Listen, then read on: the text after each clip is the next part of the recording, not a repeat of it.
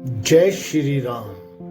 स्वागत है आपका हमारे YouTube चैनल कहानियों का समूह पर।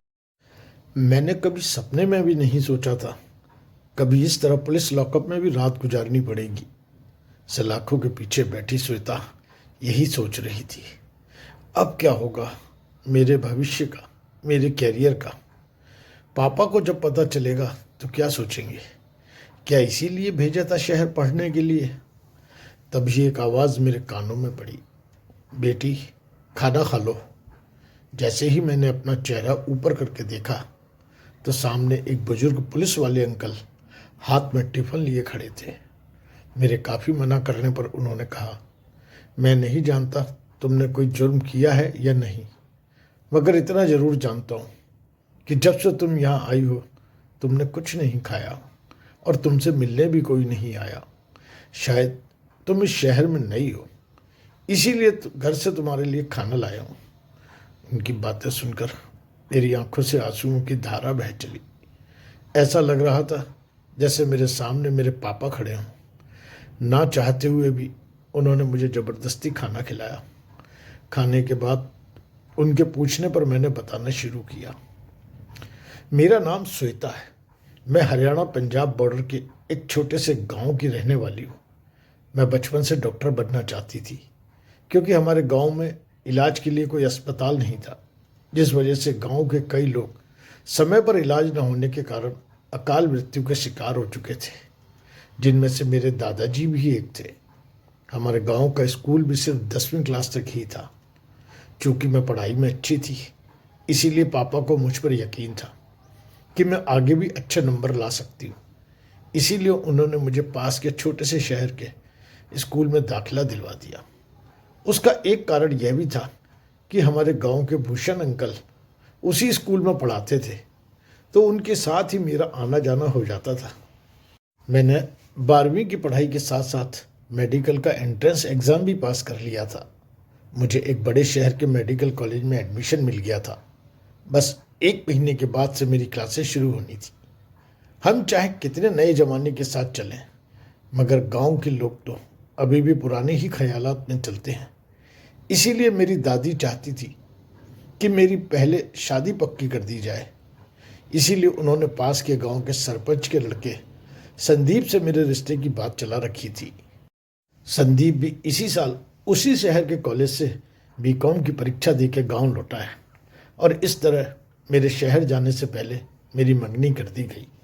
और आखिर वो दिन आ गया जब मुझे डॉक्टरी की पढ़ाई के लिए गांव छोड़कर शहर जाना था। सारी तैयारी हो गई थी।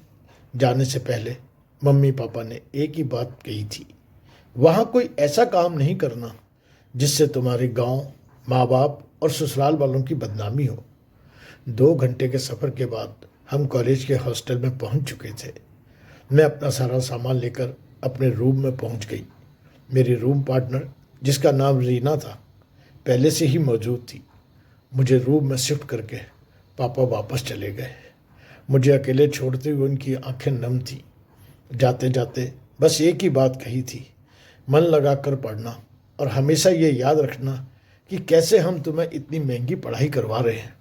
मैं जानती थी मेरी डॉक्टरी की पढ़ाई के लिए पापा ने खेत का एक छोटा टुकड़ा बेचा था। अब मेरी ज़िंदगी का एक ही लक्ष्य था, डॉक्टर बनना।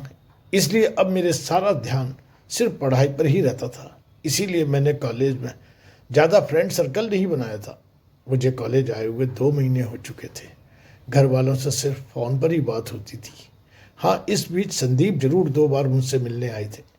मेरी रूम पार्टनर रीना काफ़ी पैसे वाले घर से थी, इसीलिए वो हर महीने घर जाती थी। जहाँ उसका संडे शॉपिंग में गुजरता था, वहीं मेरा संडे पढ़ाई में गुजरता था। आज भी संडे था। रीना अपने घर गई हुई थी। मैं नाश्ते के बाद अपनी रूम में अपनी पढ़ाई की तैयारी कर रही थी। तभी अचानक से वार्डन मैडम, एक पुलिस इंस्पेक्टर और 2 महिला पुलिसकर्मियों के साथ मेरे कमरे में दाखिल हुई। बिना कुछ बताए उन्होंने कमरे की तलाशी लेनी शुरू कर दी। इससे पहले कि मैं कुछ समझ पाती, एक लिफाफा जिस पर मेरा नाम लिखा था मेरी अलमारी से निकला, और जब उसको खोला तो उसमें से जो निकला उसे देखकर मेरे पैरों तले ज़मीन निकल गई। वो एक ड्रग्स का पैकेट था। पुलिस वाले ने मैडम से कहा, हमारी इन्फॉर्मेशन एकदम सही थी। आपके हॉस्टल में ड्रग्स का धंधा होता है। अब उन्होंने मुझसे पूछताछ शुरू कर दी। मैं बहुत डर गई थी। अपनी सफाई में मैंने कहा, ये मेरी नहीं, मैं नहीं जानती ये क्या है, और ये मेरी अलमारी में कैसे आया और कहाँ से आया मुझे नहीं पता। इंस्पेक्टर के पूछने पर मैडम ने उन्हें बताया कि इस रूम में एक लड़की और भी रहती है, वो अपने घर गई हुई है, 2-3 दिन में आ जाएगी, तब आप जिसे जैसे चाहें आकर अपनी तहकीकात कर सकते हैं। लेकिन वो नहीं माने। बोले, आप दूसरी लड़की को कल ही बुलवाएं, तब तक हम इन्हें अपने साथ ले जा रहे हैं। और इस तरह मैं यहाँ आ गई। मैंने रोते रोते सारी बात अंकल को बताई। फिर मैंने उनसे कहा, मेरा फ़ोन तो पुलिस स्टेशन में जमा है, क्या आप मेरे पापा को फ़ोन करके यहाँ बुला दें प्लीज़। और इस तरह अगली सुबह पापा और संदीप दोनों यहाँ पहुँच गए। मैंने रोते हुए सारी सच्चाई उन्हें बताई। पापा ने कहा, तू चिंता मत कर, जब तूने कुछ गलत नहीं किया तो क्यों घबरा रही है, सब ठीक हो जाएगा। पापा की बात सुनकर मुझे काफ़ी सुकून मिला। कम से कम पापा को तो मुझ पर विश्वास है। संदीप की शहर में अच्छी खासी जान पहचान थी, इसीलिए उसने जल्दी मेरी जमानत करवा ली। लॉकअप से बाहर आने के बाद हमारा एक ही मकसद था, असली मुजरिम को पकड़ना। पापा तो वापस चले गए थे, मगर संदीप मेरी मदद के लिए यहीं अपने दोस्त के पास रुक गए थे। ये बात तो पक्की थी कि ड्रग्स का पैकेट मेरे नाम का लिफाफा बनाकर अलमारी में रीना ने ही रखा होगा, क्योंकि हमारी अलमारी हमेशा हर समय लॉक रहती थी। उसकी 2 चाबियां थी जो सिर्फ हम दोनों अपने अपने पास रखते थे। मगर सवाल ये था, रीना ने ऐसा क्यों किया? क्या दुश्मनी थी मेरे से? उसके और मेरे बीच तो कभी कोई तकरार भी नहीं हुई। अब हमें इंतजार था रीना के वापस आने का। दोपहर तक रीना वापस हॉस्टल आ गई थी। वार्डन मैडम से मिलकर वो सीधे रूम में आ गई। थोड़ी घबराई हुई थी।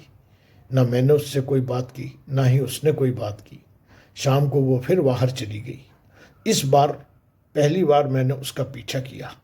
वो एक रेस्टोरेंट में एक लड़की से मिली। दोनों ने वहाँ कॉफ़ी का ऑर्डर दिया। तभी मैंने छुपकर उनकी कई पिक्स लेकर तुरंत संदीप को सेंड कर दी। मैसेज मिलते ही संदीप ने तुरंत मुझसे मिलने की इच्छा जाहिर की। मुझसे मिलने पर संदीप ने बताया कि इस लड़की को मैं जानता हूँ, इसका नाम प्रिया है, ये उसी कॉलेज में पढ़ती है जहाँ से मैंने बीकॉम किया है। मगर ये रीना को कैसे जानती है और रीना इससे क्यों मिली? क्या इस केस से प्रिया का भी कोई लेना देना है?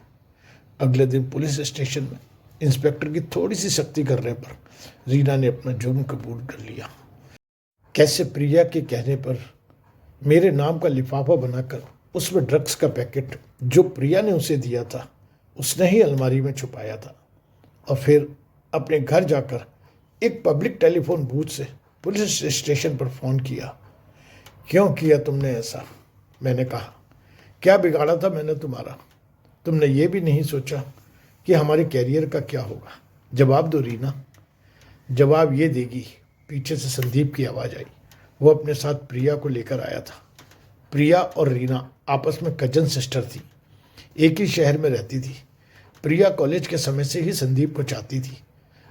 कई बार उसने संदीप से अपने प्यार का इजहार भी किया था, लेकिन संदीप जानता था कि प्रिया एक बड़े बाप की बिगड़ी हुई औलाद है, इसीलिए वो हमेशा उससे दूर ही रहता था। जब प्रिया को ये पता चला कि संदीप की मंगनी रीना की रूम पार्टनर श्वेता के साथ हुई है, तभी उसके शैतानी दिमाग में यह आइडिया आया कि अगर श्वेता को ड्रग्स जैसे संगीन मामले में फंसा दिया जाए तो संदीप से उसकी मंगनी टूट जाएगी और शायद उसे एक बार फिर संदीप से रिश्ता जोड़ने का मौका मिल जाएगा। सारी सच्चाई सामने आने के बाद श्वेता को क्लीन चिट मिल गई।